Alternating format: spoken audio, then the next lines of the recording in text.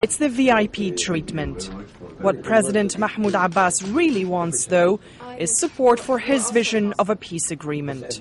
In January, the red carpet was laid out for President George W. Bush as he visited the West Bank for the first time and then made this promise in Jerusalem. The peace agreement should happen and can happen by the end of this year. I know each leader shares that important goal, and I am committed to doing all I can to achieve it. But the clock is ticking fast for all three leaders involved, seen here at the Annapolis Peace Conference in November. Presidents Abbas and Bush leave office by next year, and Israel's Ehud Olmert has little room for maneuver back home. There are warnings now that the U.S. administration needs to start looking beyond 2008. If we don't have time to build a state in 2008, we should have time beyond that. And the next president will have a special responsibility to build on whatever he inherits. And this administration here has a special responsibility to deliver enough on the ground to make it possible to continue serious negotiations. Several hundred Palestinians and some 20 Israeli civilians and soldiers have died since the Annapolis meeting.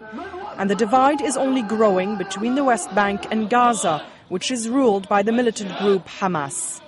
Ordinary Palestinians have yet to feel there's something to gain from the talks, a point made this week by Tony Blair in Washington. If we are able to get strong measures, confidence-building measures for the Palestinians on the West Bank, a proper security plan for the Palestinians, and start the process of, as I say, lifting the occupation progressively as we improve Palestinian security capability, then we can create the space in which the politics can succeed.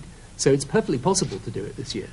King Abdullah of Jordan was also just at the White House, and U.S. officials, including the president, will soon travel to the region.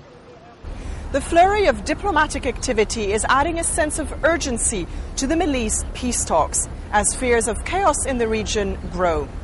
But an agreement this year is looking difficult. And it may well be that the only thing that President Bush can hope to leave behind is a work in progress. In other words, a better hand than he inherited. Kim Ghattas, BBC News, Washington.